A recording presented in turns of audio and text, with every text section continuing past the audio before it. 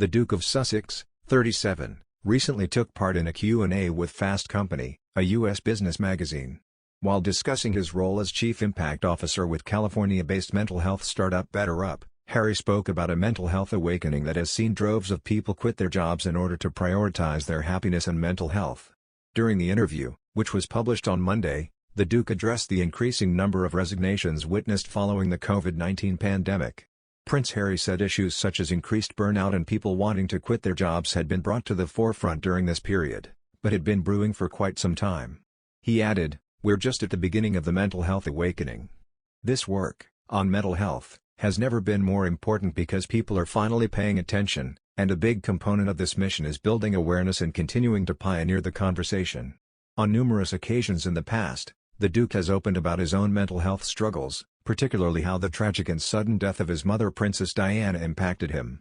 In 2017, as part of a campaign to raise awareness of mental health issues, Harry said, "I can safely say that losing my mum at the age of 12, and therefore shutting down all of my emotions for the last 20 years, has had a quite serious effect on not only my personal life but my work as well."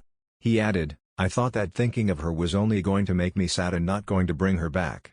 So from an emotional side, I was, like, right, don't ever let your emotions be part of anything." He also spoke about his mother's death earlier this year, as part of a mental health docuseries entitled The Me You Can't See that he produced with U.S. chat show host Oprah Winfrey. In the series, he said he did not process his mother's death because he felt so angry at what had happened, a feat that led him to seek help from a therapist. While Harry has received much praise for his mental health campaigning, one royal commentator lashed out at the Duke following his recent interview. Commentator Jonathan Sacerdoti claimed that while Harry has previously spoken out about his own mental health battles and has sought help from a mental health professional, it does not make him qualified to pioneer the conversation on the topic.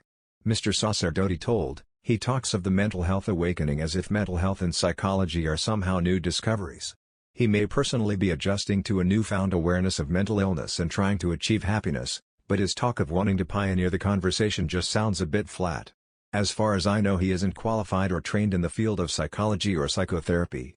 Mr. Sacerdoti, who is a regular contributor to The Spectator, added, "You might say that being a patient doesn't make one an effective or knowledgeable doctor."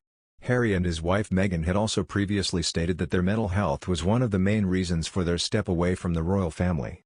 Meghan opened up about her suicidal thoughts during her time in the royal family during the couple's interview with Oprah Winfrey back in March.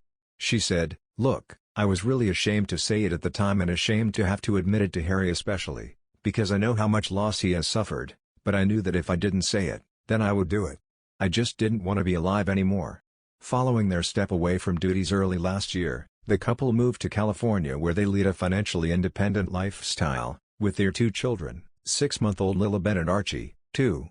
The couple has since signed lucrative deals with streaming giants Netflix and Spotify, in addition to continuing philanthropic efforts through the charitable arm of their Archie Foundation. In add that, Thomas, Meghan's father, also took aim at Harry for quitting as a frontline royal. He said, "Harry walked away from his responsibilities and that's ridiculous.